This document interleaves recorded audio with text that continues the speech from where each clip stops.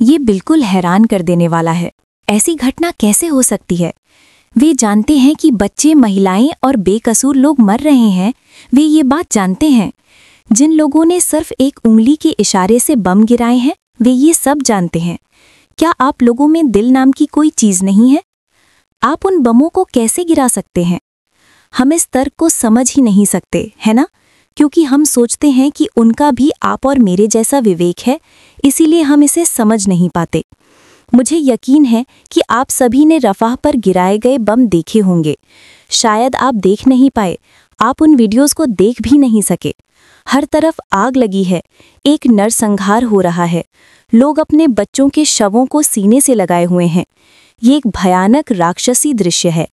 वो क्रूरता जिसे देखने की हम हिम्मत नहीं कर पा रहे हैं, वो वहाँ हकीकत में हो रही है। जो लोग उन वीडियोस को देख रहे हैं, उनमें सबसे ज़्यादा तकलीफ उन फिलिस्तीनियों को हो रही है जिनके रिश्तेदार वहाँ हैं।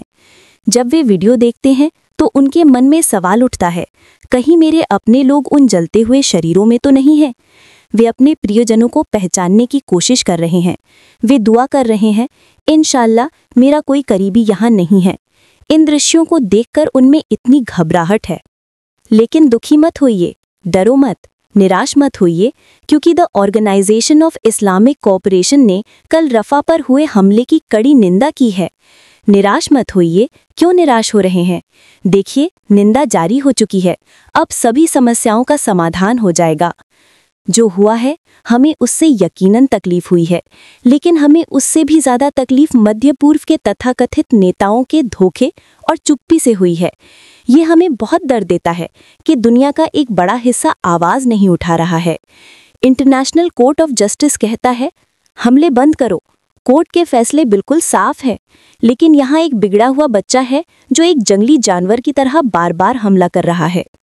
अगर सभी मध्य पूर्वी नेताओं ने एक साथ कहा होता कि हम तेल की आपूर्ति बंद कर रहे हैं, हम प्रतिबंध लगा रहे हैं, यानी अगर उन्होंने इजराइल के आसपास के देशों से हवाई मार्ग या सभी संचार पर प्रतिबंध लगा दिया होता, यहाँ तक कि अगर पूरी दुनिया एक होकर कहती, बहुत हो गया, बच्चों और महिलाओं को मारना बंद करो, बेकसूर लोग बिना वजह मर रहे हैं, अगर वो बिगड़ा हुआ बच्चा कहता ही रहता, मैं नहीं रुकूंगा, मैं नहीं रुकूंगा, और जवाब में वे कहते, ठीक है, पूरी दुनिया तुम पर प्रतिबंध लगा रही है, तो स्थिति कैसी होती, बताइए। देखिए, इसमें 3 दिन भी नहीं लगते, शायद सिर्फ 1 दिन में हमें युद्ध विराम देखने को मिल जाता। आप देखते कि फिलिस्तीनी बच्चे पार्क में खेलने लगे हैं। आप उन दिनों को बिना दुख और दर्द के देख पाते। बस ये एक घोषणा, हम प्रतिबंध लगाएंगे। कोई युद्ध नहीं, कोई रॉकेट नहीं, किसी प्रतिबंध की जरूरत नहीं, बस एक प्रतिबंध, और एक ही दिन में वे इंसान बन जाते। लेकिन ऐसा नहीं हो रहा है। क्यों? क्योंकि सिर्फ इजराइल ही दोषी नहीं है।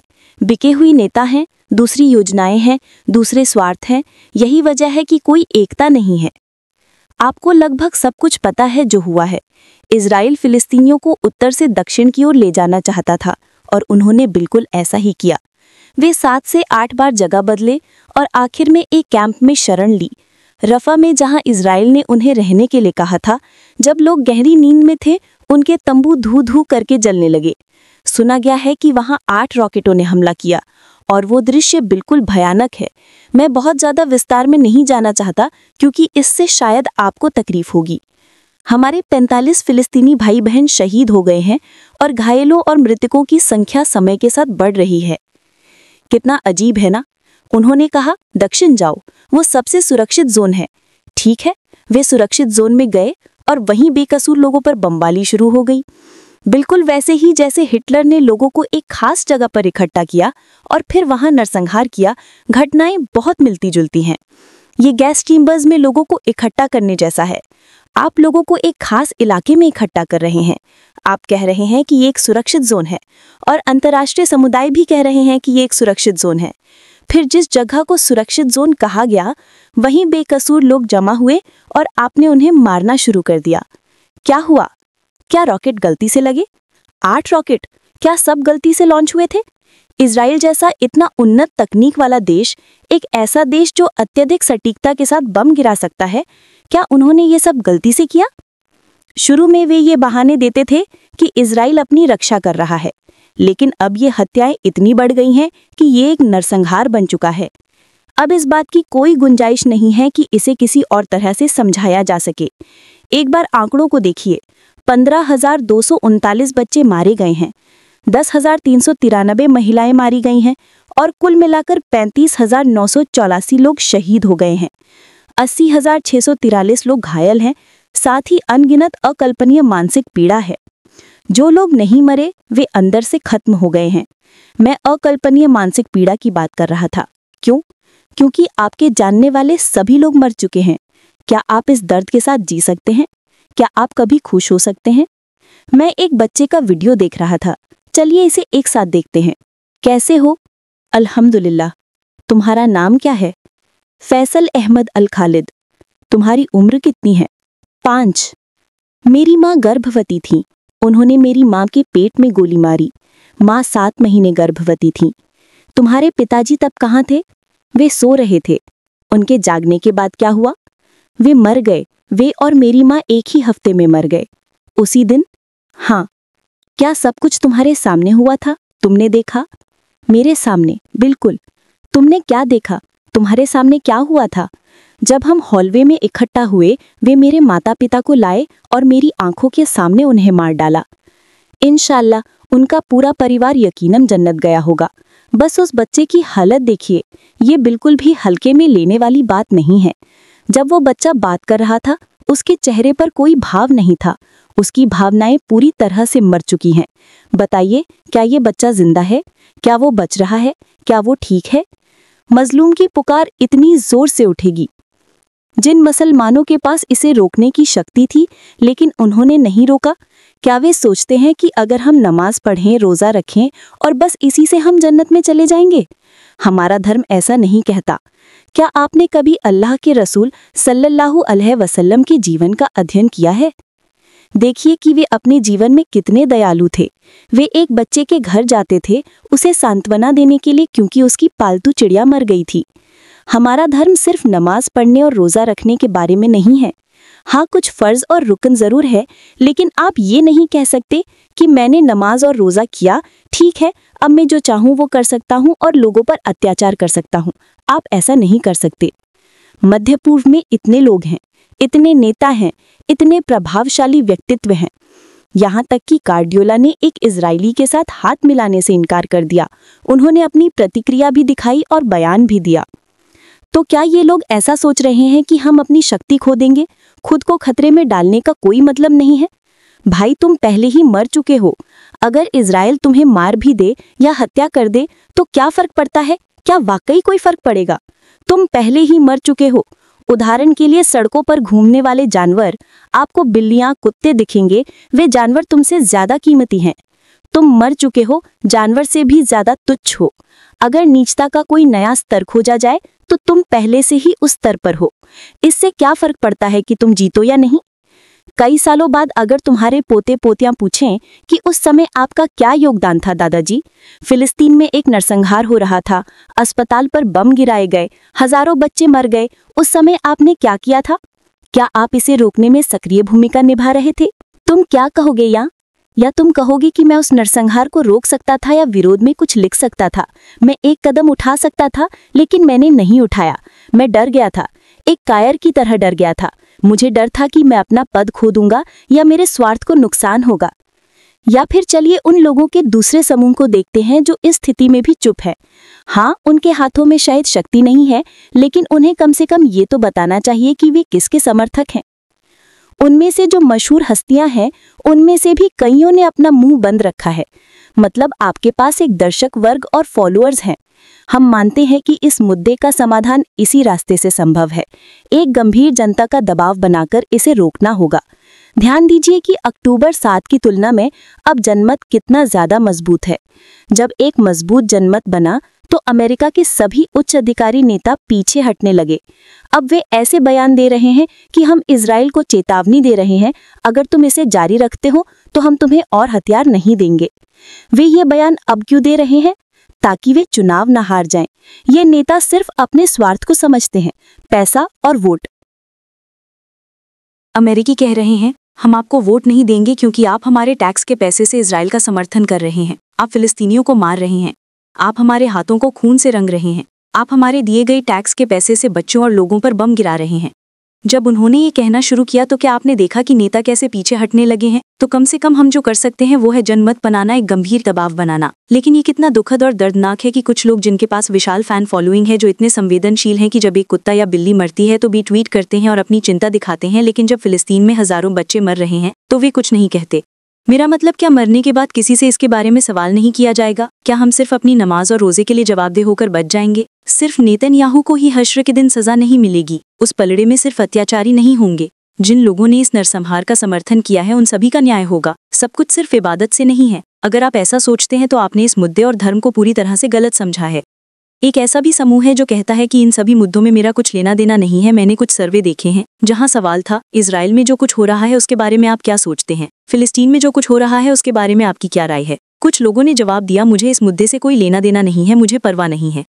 और कई लोगों ने ये भी कहा कि मैं इस मुद्दे पर तटस्थ हूँ। मैं आपको बता दूं, इजराइल के समर्थकों की संख्या बहुत कम हो गई है क्योंकि अत्याचार का स्तर अब बहुत गंभीर और भयानक हो चुका है। ये सब देखने के बाद भी आप कैसे तटस्थ रह सकते हैं? आपको कैसे कोई फर्क नहीं पड़ता? क्या आपको उन बच्चों के धर्म से कोई फर्क पड़ता है? देखिए, एक बच्चा वहां मर गया है, 5 बच्चे, 10 बच्चे, 1000 बच्चे, 15,000 बच्चे मर गए हैं। क्या आपको बिल्कुल भी परवाह नहीं है? मुस्लिम के रूप में बड़े होने के बाद वे अलखिल्ला और कुफिया पहनते हैं। शायद वे आपको पसंद नहीं है, आप उनसे नफरत करते हैं। ठीक है, आपको इन लोगों का समर्थन करने की जरूरत नहीं है। ठीक है, हो सकता है कि आप एक गैर विश्वासी हो या संचयवादी, आप एक मुसलमान हो सकते हैं, आपका धर्म कुछ भी हो। अगर इन बच्चों की मौत एक इंसान के रूप में आपके विवेक को नहीं झकझोरती है तो शायद आप नहीं जानते, लेकिन आप अंदर से सड़ चुके हैं। आप अपने आराम और स्वार्थ के गुलाम हो गए हैं। जब किसी चीज में आपका स्वार्थ नहीं होता तो आप उस पर एक शब्द भी खर्च नहीं करते।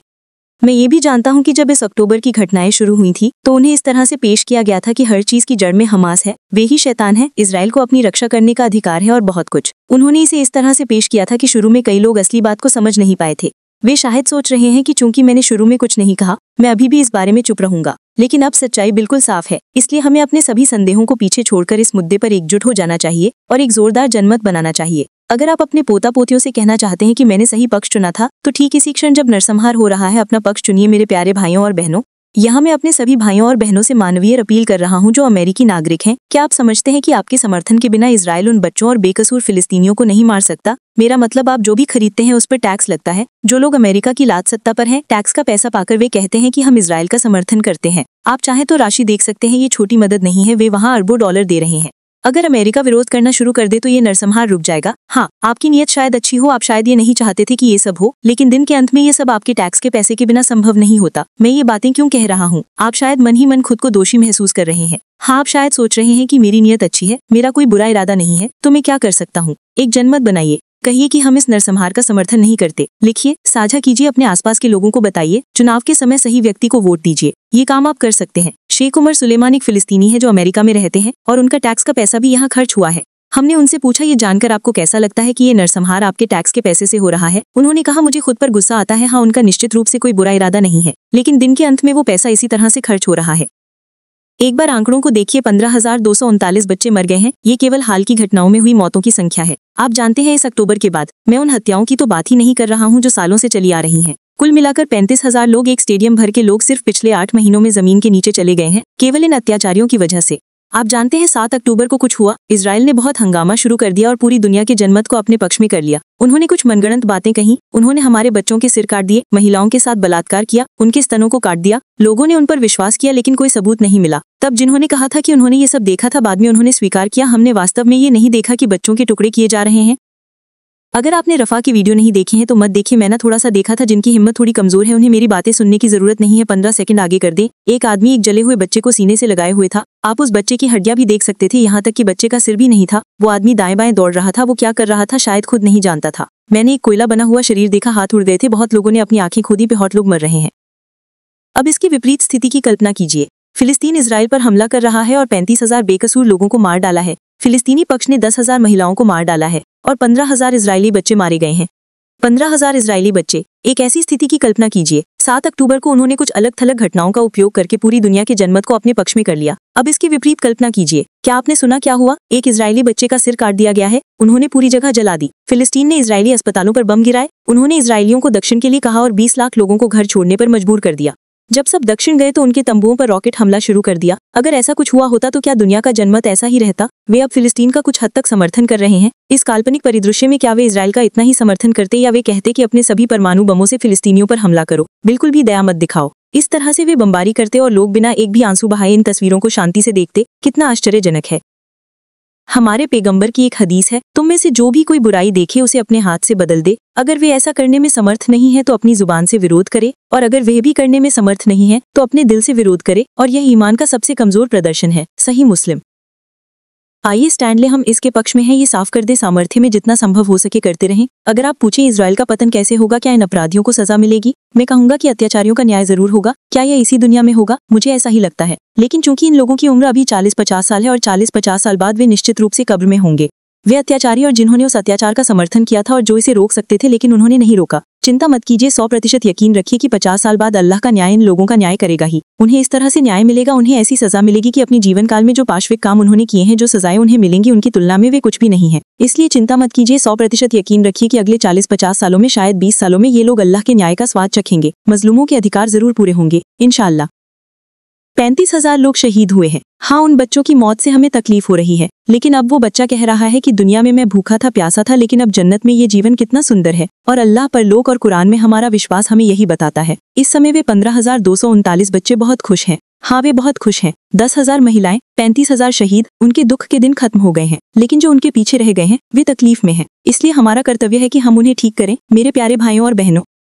और फिर इजराइल का क्या हश्र होगा? क्या ये अत्याचार वाकई एक दिन खत्म होगा? हमारे रब ने सूरा अल इसरा की 4 और 8वीं आयत में इन सवालों का जवाब दे दिया है। आयत में कहा गया है कि यहूदियों ने पृथ्वी को 2 बार दूषित किया है, जिसके परिणाम स्वरूप वे 2 बार अपमानित हुए हैं, उनके शहर तबाह हुए हैं और उन्हें निर्वासित किया गया है। पहली बार 518वीं ईसा पूर्व में बैबिलोनियनों द्वारा और दूसरी बार 70 ईस्वी में रोमनों द्वारा। इन घटनाओं का आज के दिन से क्या संबंध है? अल्लाह कुरान में बनी इजराइल को संबोधित करते हुए कहते हैं, हो सकता है कि तुम्हारा रब तुम पर रहम करे, लेकिन अगर तुम पाप के रास्ते पर लौटोगे तो हम भी सजा के साथ लौटेंगे। कुरान 17:8। यानी अगर तुम पाप में लौटोगे तो हम सजा में लौटेंगे। तुम्हें उसी अनुभव का सामना करना पड़ेगा जो अनुभव तुम्हें पास्ट में हुआ था। जैसा कि हम जानते हैं कि जुल्म उसी स्तर पर नहीं मिटता है, इसका विनाश तब होता है जब इसका स्तर बढ़ता है। जब इसका स्तर बढ़ता है तो लोगों का विवेक जागने लगता है। स्तर बढ़ने पर लोग प्रतिक्रिया करते हैं, बिल्कुल वैसे ही जैसे कि आज हो रहा है। एक जनमत बन रहा है, एक सार्वभौमिक चेतना जाग रही है। इसी तरह से उत्पीड़न का अंत होता है। इतिहास के पन्नों में बहुत से अत्याचारियों की कहानियां सुनाई देती हैं और हर बार अत्याचारी का अंतिम परिणाम एक ही था। इंशाअल्लाह इस बार भी वैसा ही होगा। हम अपना काम कर रहे हैं, हमने अपना पक्ष चुन लिया है। अल्लाह सभी अत्याचारियों का विनाश करे इंशाअल्लाह।